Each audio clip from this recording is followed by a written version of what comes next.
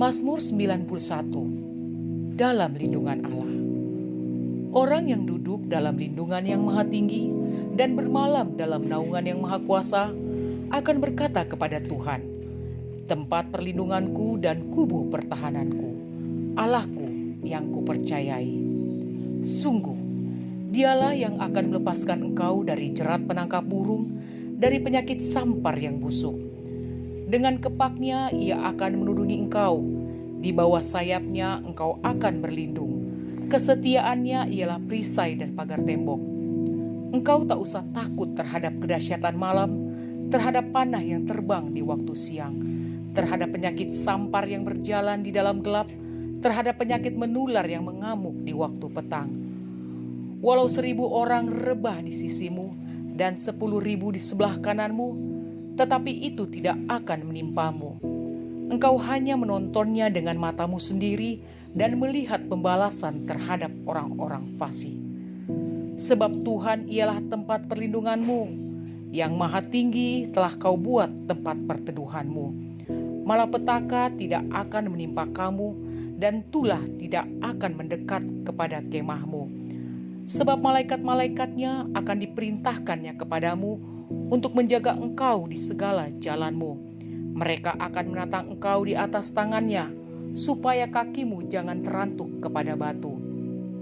Singa dan ular dedung akan kau langkahi, engkau akan menginjak anak singa dan ular naga. Sungguh, hatinya melekat kepadaku, maka aku akan meluputkannya. Aku akan membentenginya, sebab ia mengenal namaku. Bila ia berseru kepadaku, aku akan menjawab. Aku akan menyertai dia dalam kesesakan. Aku akan meluputkannya dan memuliakannya. Dengan panjang umur akan kukenyangkan dia, dan akan kuperlihatkan kepadanya keselamatan daripadaku.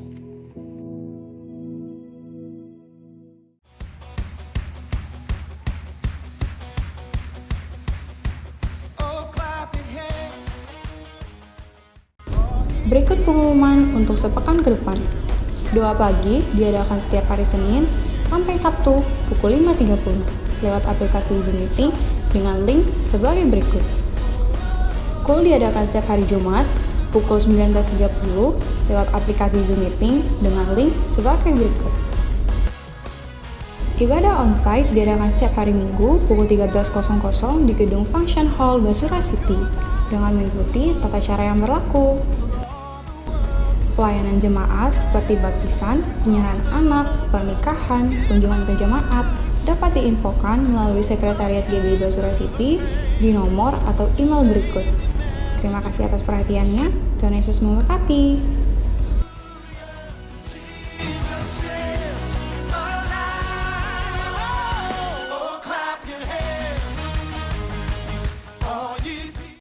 Shalom saudara yang dikasih Tuhan. Mari biar setiap kita saat ini kita mau bersorak-sorai bagi Dia. Haleluya.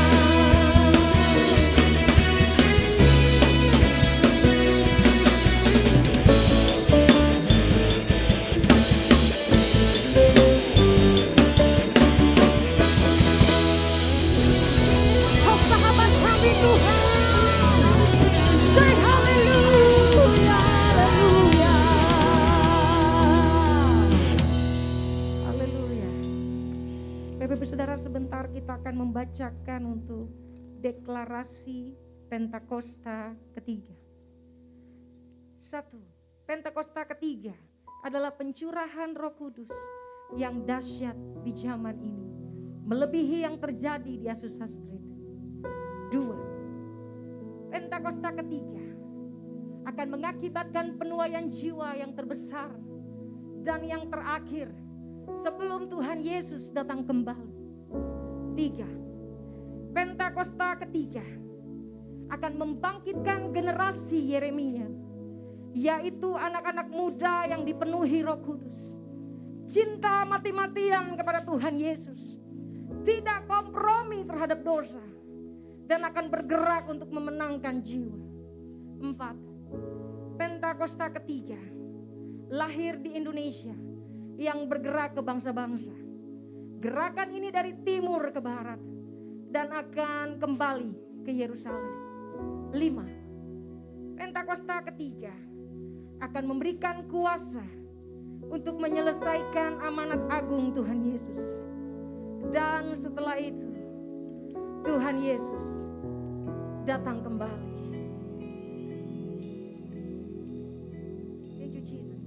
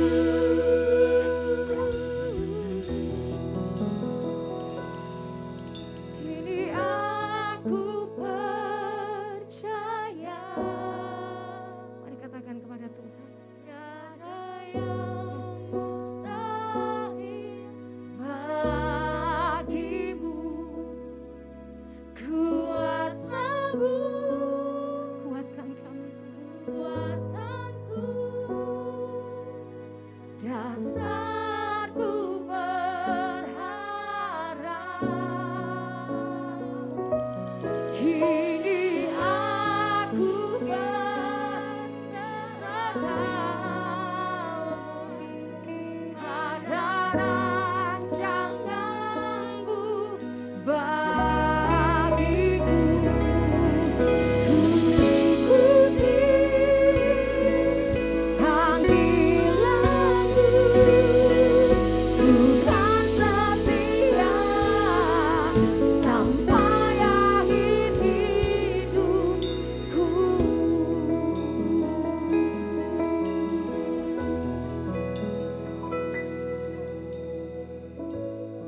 Mari Bapak Ibu Saudara saat ini, mari buka hatimu di hadapan Tuhan. Seberapa besar setiap kita berkata, Tuhan, Bapa, ini aku, ini hidupku Tuhan.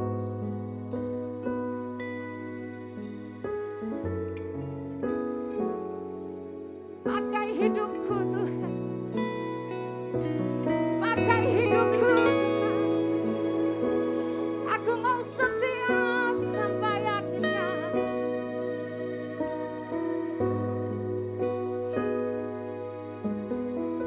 Kami mau menggenapi panggilan-Mu Tuhan dalam hidup kami.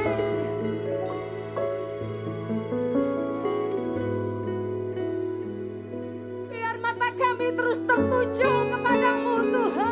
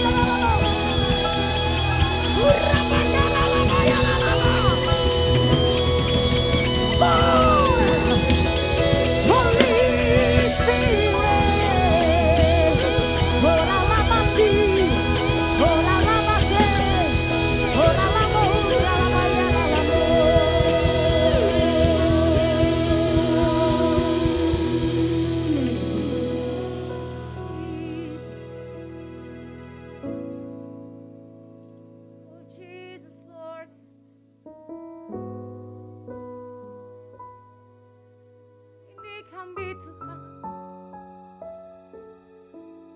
ini hidup kami.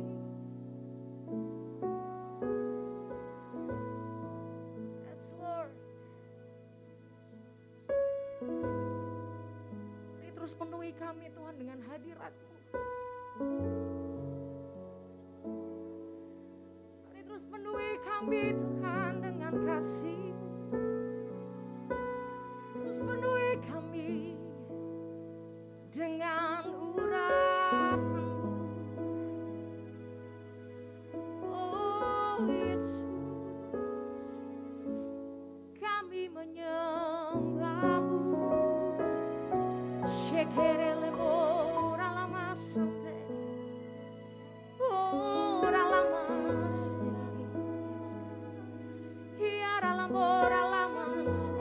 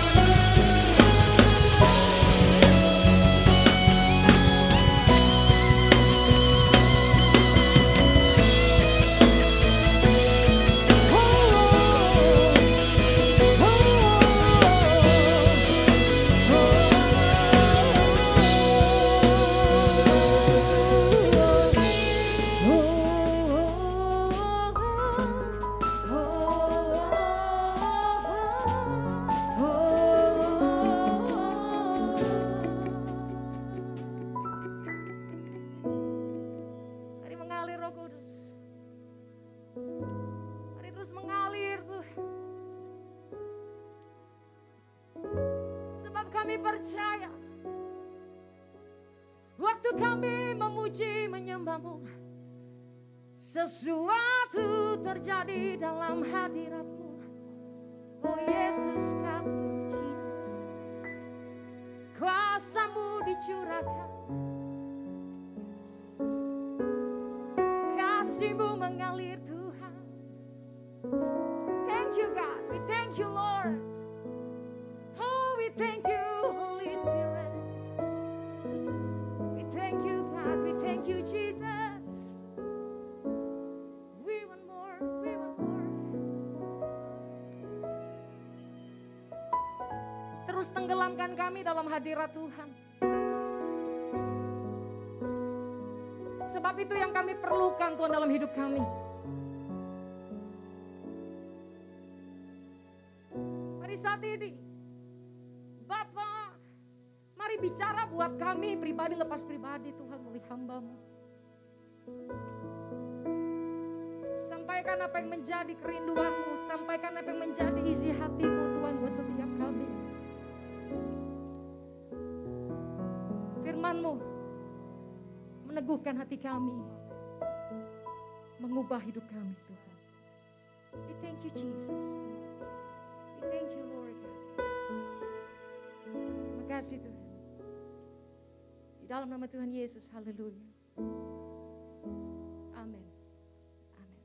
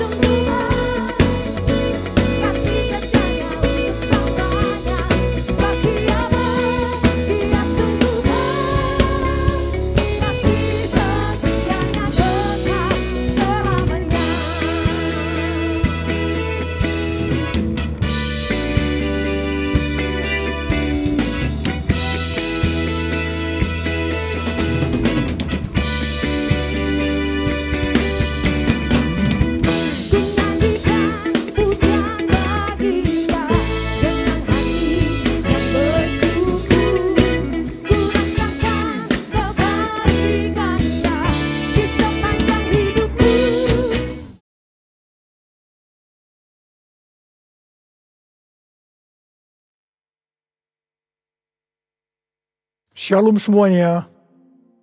Yesaya 32 ayat 15 sampai dengan 17 berkata, sampai dicurahkan kepada kita roh dari atas, maka padang gurun akan menjadi kebun buah-buahan, dan kebun buah-buahan itu akan dianggap hutan.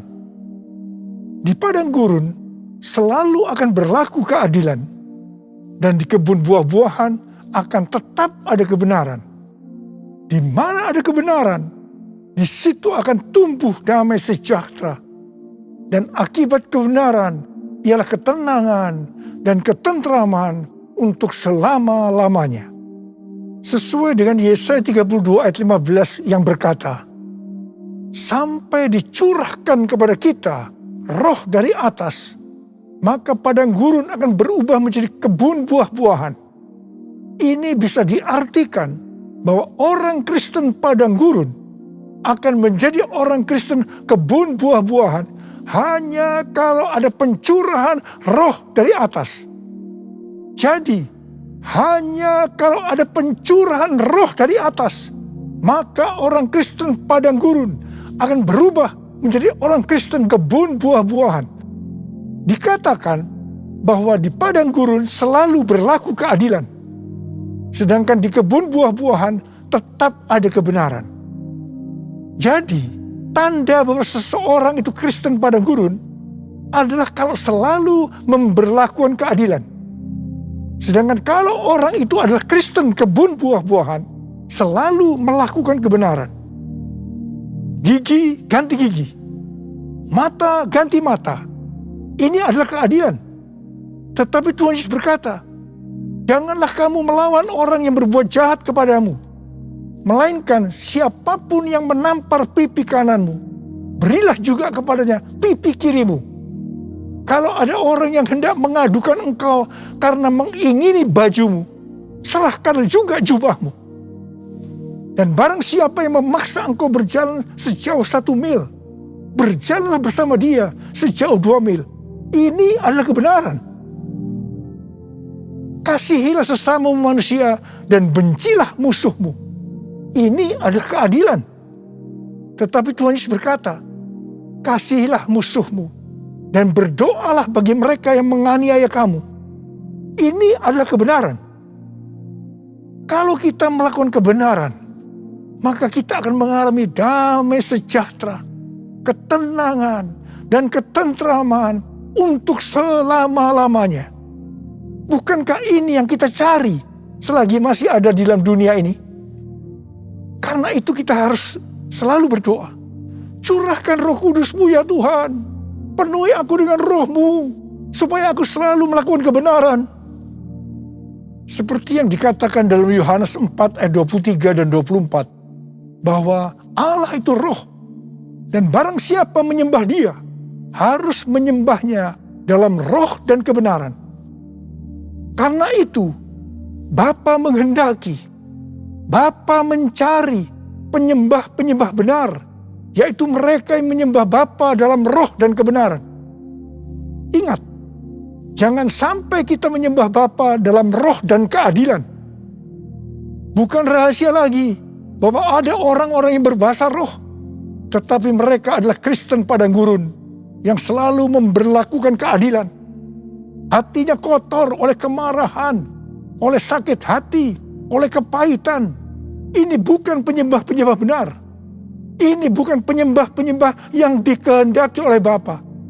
Ini bukan penyembah-penyembah yang dicari oleh Bapa. Kalau kita adalah penyembah-penyembah benar yang menyembah Bapa dalam roh dan kebenaran, pasti penyembahan kita benar di hadapan Tuhan. Sesuai dengan 2 Timotius 2 ayat 3 sampai dengan 7. Maka kita sebagai orang percaya, yaitu penyembah-penyembah benar, juga diajak ikut menderita bersama Kristus. Sebagai seorang penyembah benar, yang pertama, kita diibaratkan sebagai seorang prajurit yang baik dari Tuhan Yesus Kristus. Seorang prajurit yang sedang berjuang tidak memusingkan dirinya dengan soal-soal penghidupannya. Supaya dengan demikian, ia berkenan kepada komandannya. Di sini, sebagai penyembah benar, kita diajarkan bahwa prioritas utama kita adalah hidup berkenan di hadapan Tuhan. Hidup untuk menyenangkan hatinya Tuhan. Memikirkan soal-soal penghidupan adalah nomor berikutnya. Hal yang kedua, kita sebagai penyembah benar diibaratkan sebagai seorang olahragawan. Seorang olahragawan hanya dapat memperoleh mahkota sebagai juara apabila bertanding menurut peraturan-peraturan olahraga. Sebagai penyembah benar, kita tidak sekedar hanya masuk surga, tetapi masuk surga dengan mendapatkan mahkota. Katakan amin. Untuk itu, kita harus hidup berdisiplin sesuai dengan kebenaran firman Tuhan dan rela mengorbankan hal-hal yang menghalangi kita untuk mendapatkan mahkota, termasuk mungkin hobi-hobi kita. Yang ketiga, sebagai penyembah benar diibaratkan sebagai petani yang harus siap bekerja keras dalam pengharapan akan tuaian, meskipun dalam waktu yang relatif lama. Dalam Titus 3 ayat 8 dikatakan, kita harus berusaha sungguh-sungguh melakukan pekerjaan yang baik. Artinya kita harus bekerja keras. Kita juga harus berusaha sungguh-sungguh supaya kita kedapatan tidak bercacat celah pada waktu kedatangannya. Untuk kita bisa mengerti akan semua hal ini, maka kita harus mengingat perkataan Rasul Paulus dalam 2 Timotius 2 ayat 7, yaitu Tuhan akan memberi kepadamu pengertian dalam segala sesuatu. Saya juga berdoa agar kita semua mengerti makna ajakan untuk ikut menderita bersama Kristus. Sebagai penyembah-penyembah benar, kita juga harus mengikuti tiang awan dan tiang api. Kalau mereka bergerak, kita juga harus bergerak. Kalau mereka diam, kita juga harus diam. Pada waktu zaman Musa, tiang awan dan tiang api bisa dengan waktu yang lama berada di satu tempat. Tetapi ada kalanya hanya beberapa jam saja. Mungkin mereka kadang-kadang tidak bisa mengerti. Tapi satu hal yang mereka lakukan, mereka taat untuk mengikuti gerakan tiang awan dan tiang api. Hal yang seperti ini yang juga kita harus lakukan sekarang dengan mengikuti tuntunan Roh Kudus. Bapa di surga, ku puji nama-Mu. Bapa di surga, ku puji nama-Mu. Ku cinta, ku puja, ku sembah selamanya. Bapa di surga, ku puji nama-Mu. Bapa di surga, ku puji nama-Mu. Bapa di surga, ku puji nama-Mu. Ku cinta, ku puja, ku sembah selamanya. Bapa di surga, ku puji nama-Mu.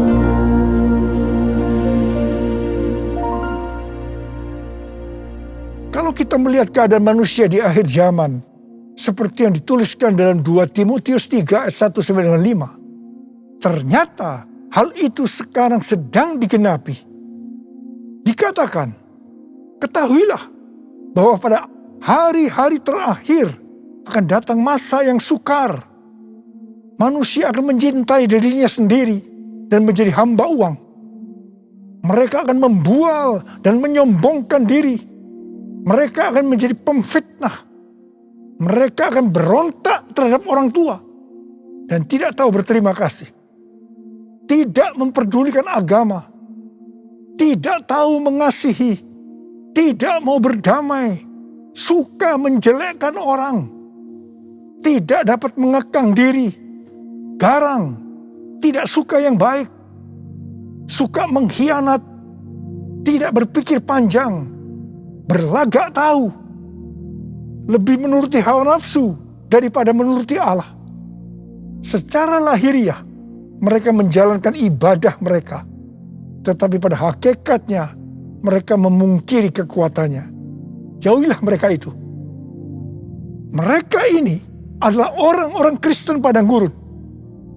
Karena itu sekali lagi, hanya pencurahan roh yang dari atas, yang artinya pencurahan Roh Kudus yang dahsyat dari Pentakosta ketiga, sangat diperlukan hari-hari ini untuk menjadikan orang Kristen padang gurun menjadi orang Kristen kebun buah-buahan.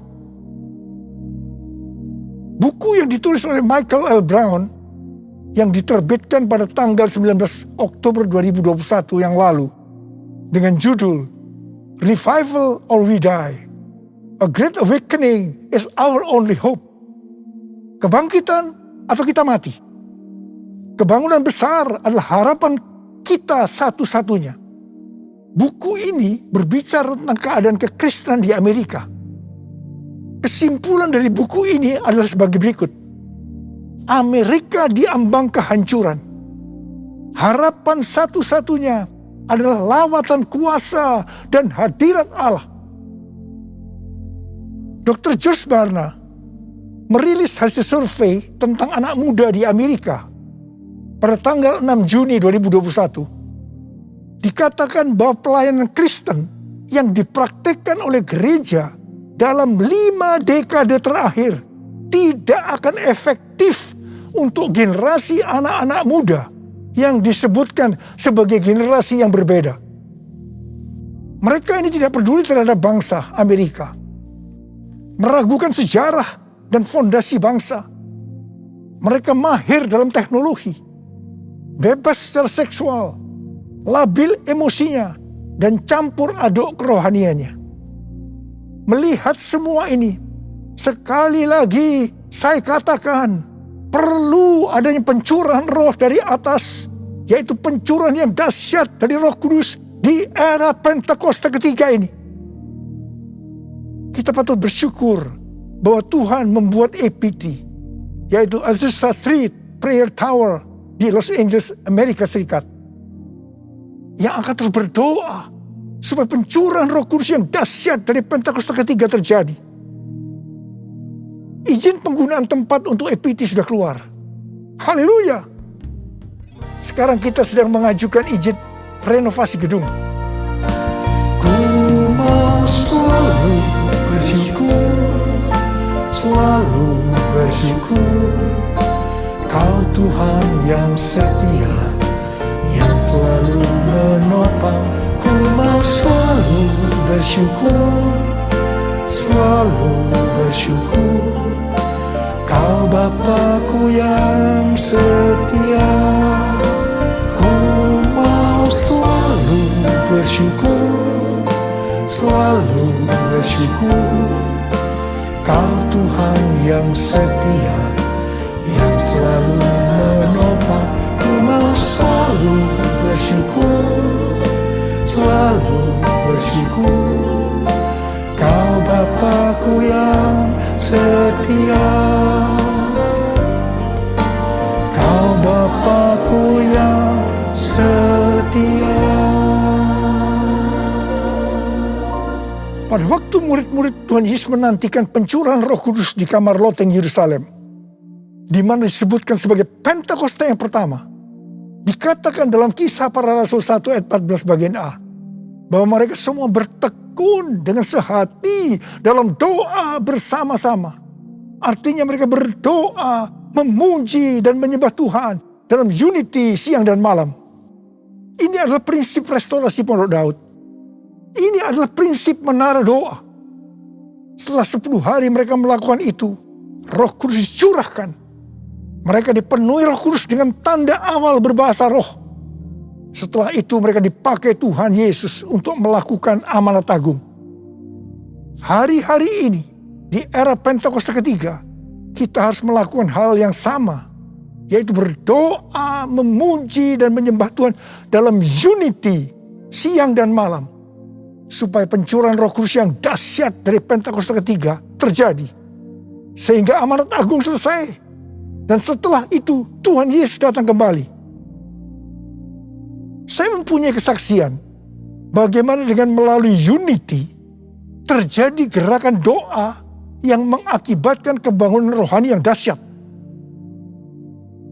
Pada tahun 2002, Ibu Bridget, seorang pendoa syafaat di tempat kita, mendapatkan suatu penglihatan. Dia melihat saya memakai jas di sebuah stasiun kereta api. Kemudian ada suara, "Change destination! Change destination!" Waktu penglihatan itu disampaikan kepada saya mendapatkan pengertian bahwa akan terjadi perubahan dalam pelayanan saya.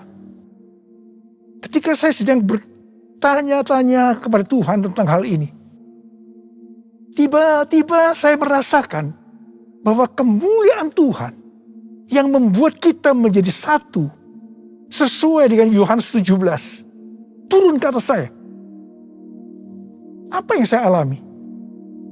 Terjadinya tekanan-tekanan dalam hidup saya sampai saya tidak tahan dan bertanya kepada Tuhan, "Ampuni saya Tuhan, kalau saya bersalah pada Tuhan, apa yang harus saya lakukan Tuhan? Ampuni saya." Tuhan menjawab, "Niko, selama ini kamu sombong, kamu arogan. Sekarang kamu harus melakukan 2 hal. Yang pertama, turunkan nama gerejamu yang kau bangga-banggakan. Yang kedua, kamu harus meminta maaf kepada gereja-gereja lain. Mungkin selama ini dengan secara tidak sadar, karena pelayanan saya yang begitu sukses, membuat saya sombong dan membuat sakit hati gereja-gereja lain. dengan tidak berpura-pura. Artinya dengan tulus hati. Saya melakukan apa yang Tuhan suruh. Di tengah-tengah saya melakukan itu, tiba-tiba roh rekonsiliasi turun. Ini terjadi antara saya dengan gereja-gereja lain. Dan juga di antara gereja-gereja itu. Setelah terjadi rekonsiliasi, maka roh doa turun melanda Indonesia.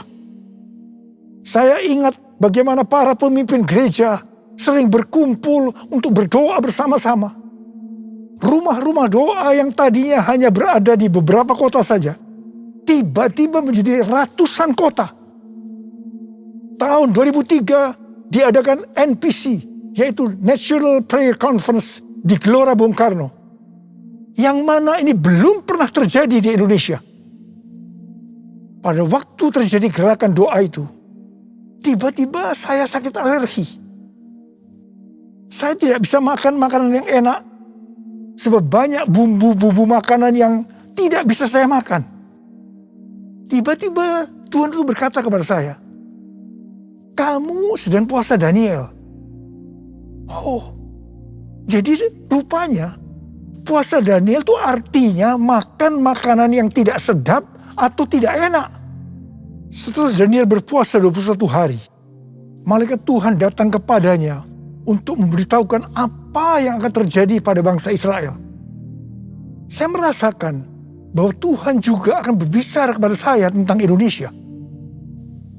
Pada suatu hari ketika saya sedang menonton visi di transformasi, tiba-tiba saya menangis.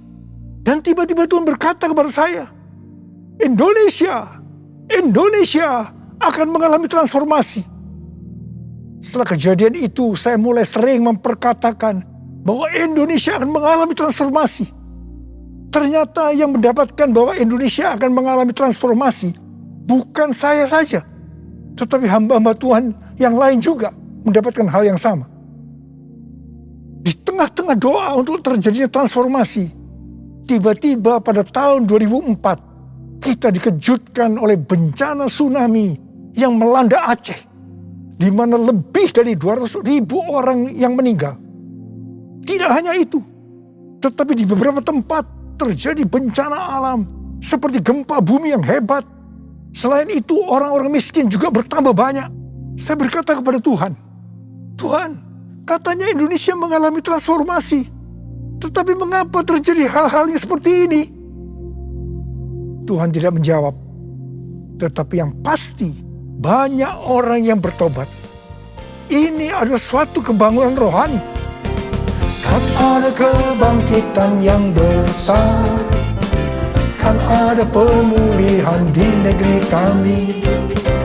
Kan ada kebangkitan yang besar, yang berseru kepada Yesus diselamatkan.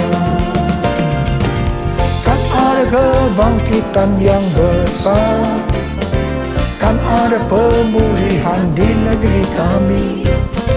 Kan ada kebangkitan yang besar, yang berseru kepada Yesus diselamatkan. Yang berseru kepada Yesus diselamatkan. Yang berseru kepada Yesus diselamatkan. Haleluya.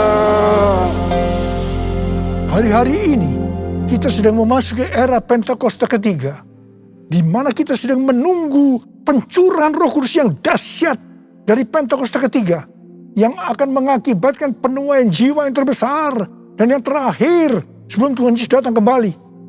Pentakosta ketiga akan membangkitkan generasi Yeremia, yaitu anak-anak muda yang dipenuhi Roh Kudus, cinta mati-matian kepada Tuhan Yesus, tidak kompromi terhadap dosa, dan akan bergerak untuk menangkan jiwa.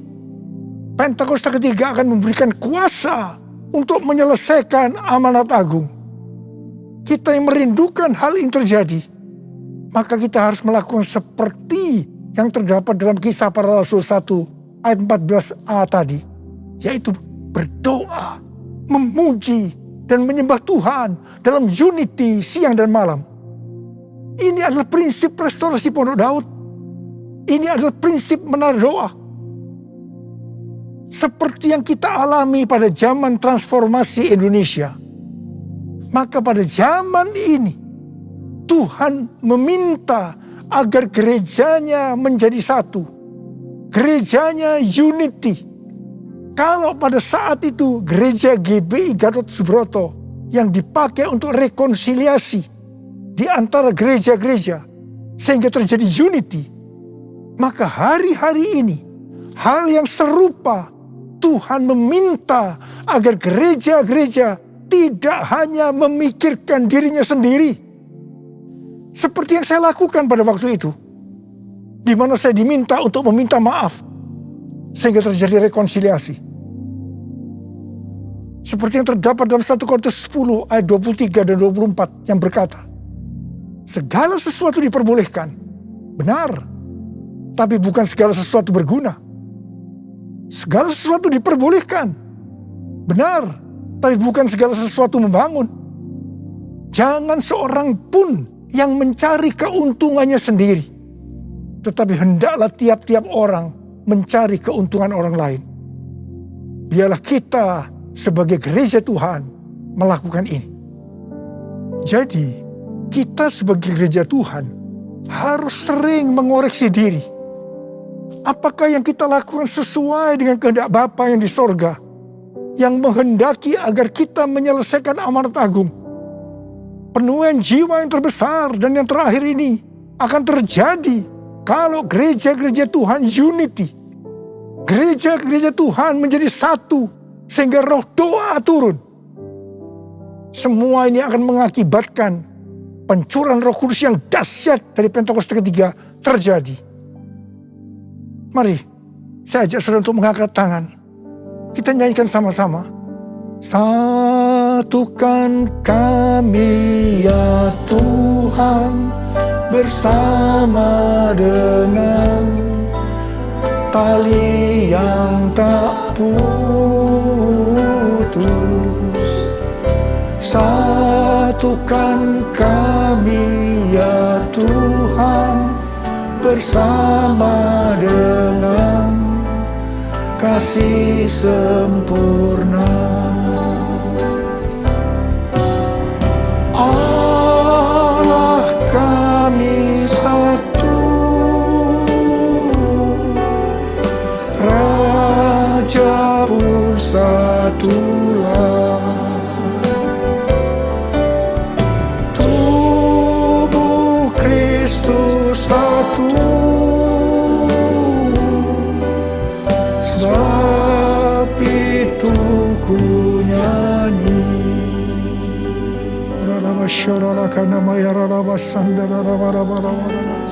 Oh Tuhan, ya Tuhan, aku berdoa saat ini ya Tuhan, jadikan gerejamu Tuhan menjadi satu, unity ya Tuhan. Aku berdoa buat anak-anakmu, gereja-gerejamu agar mereka unity. Oh Tuhan, terima kasih, curahkan rohmu saat ini. Curahkan rohmu ya Tuhan. Curahkan rohmu.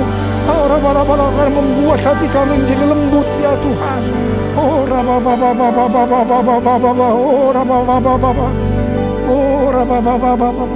Mari kita nyanyikan sekali lagi. Satukan kami ya Tuhan bersama dengan tali yang tak putus. Satukan kami ya Tuhan bersama dengan kasih sempurna. Allah kami satu, Raja pun satulah. Tubuh Kristus satu,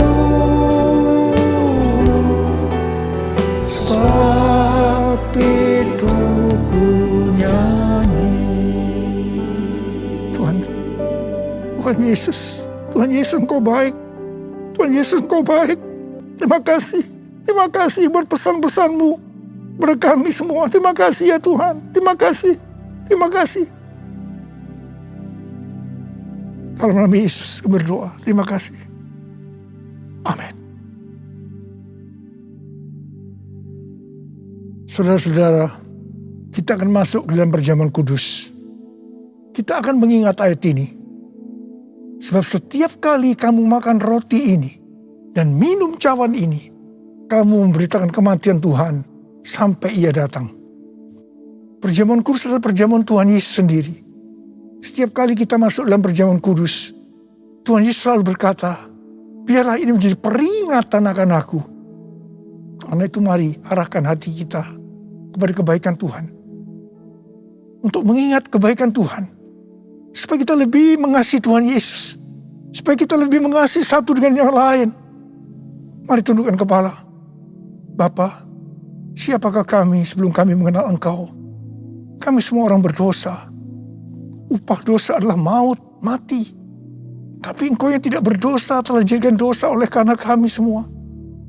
Engkau harus turun dari sorga mulia, menjelma menjadi manusia. Mati ganti kami dengan penderitaan yang luar biasa. Sungguh kalau kami pikirkan betapa baiknya Engkau ya Aba. Engkau jadikan kami sebagai anak-anak-Mu. Engkau berkati, Engkau tuntun, Engkau mendidik kami. Engkau menyembuhkan, Engkau juga menegur kalau kami salah. Tuhan terima kasih. Itu Engkau ya Aba. Itu Engkau. Tuhan akan memberkati kita semua melalui perjamuan kudus. Tapi Tuhan mau kita makan dan minum dengan cara yang benar. Karena itu masing-masing introspeksi. Lihat keadaan dirimu sekarang. Kalau ada hal-hal yang selama ini belum diselesaikan dengan Tuhan. Dan Tuhan ingatkan itu langsung. Mari kita minta ampun. Ampuni saya Tuhan. Ampuni saya Tuhan. Ampuni. Minta ampun. Kau melihat ya Abah. Kau melihat mereka anak-anak-Mu yang sedang berdoa untuk minta ampun padamu. Kau mengampuni ya Tuhan. Layakkan kami untuk masuk dalam perjamuan kudus. Terima kasih ya Abah. Terima kasih. Kami akan masuk dalam perjamuan kudus dengan hati yang penuh ucapan syukur. Dalam nama Yesus kami berdoa. Amin.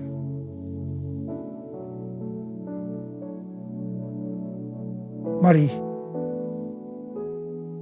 Angkat roti di tangan kanan saudara tinggi-tinggi. Sebab apa yang telah kuteruskan kepadamu telah aku terima dari Tuhan. Yaitu bahwa Tuhan Yesus pada malam waktu Ia diserahkan mengambil roti. Dan sesudah itu Ia mengucap syukur atasnya. Dia memecah-mecahkannya dan berkata, inilah tubuhku yang diserahkan bagi kamu. Perbuatlah ini menjadi peringatan akan aku. Saudara dikasih Tuhan, bukankah roti yang kita pecah-pecahkan ini adalah persekutuan kita dengan tubuh Kristus? Mari kita makan dalam nama Yesus.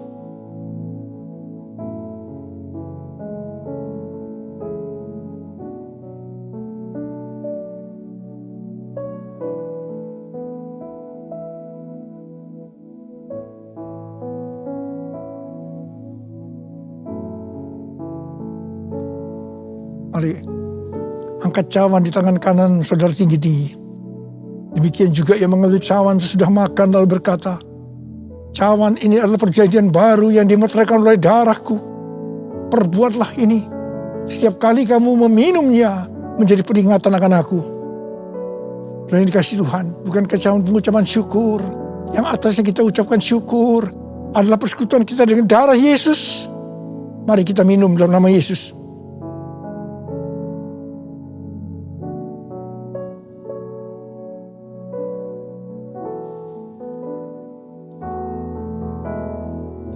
Mari angkat tangan kita di hadapan Tuhan. Ucapkan syukur. Dengan suara, jangan diam. Tuhan terima kasih. Tuhan terima kasih. Terima kasih ya Tuhan. Terima kasih. Oh terima kasih ya Tuhan. Terima kasih. Tuhan terima kasih.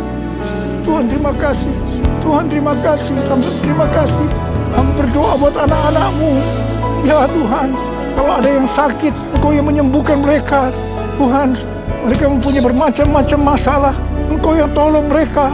Sembuh dalam nama Yesus. Terima mujizat Tuhan dalam nama Yesus. Dalam nama Yesus. Dalam nama Yesus. Sembuh dalam nama Yesus. Sembuh. Terima kasih Tuhan. Terima kasih. Terima kasih. Terima kasih. Terima kasih. Terima kasih. Terima kasih Yesusku. Terima kasih Yesusku. Puji syukur hanya bagi Tuhanku. Terima kasih Yesusku. Terima kasih Yesusku. Puji syukur hanya bagi Tuhanku. Terima kasih ya Tuhan. Terima kasih Yesusku. Terima kasih Yesusku. Puji syukur hanya bagi Tuhanku. Terima kasih Yesusku. Terima kasih Yesusku. Puji syukur hanya bagi Tuhanku. Puji syukur hanya bagi Tuhanku. Puji syukur hanya bagi Tuhanku.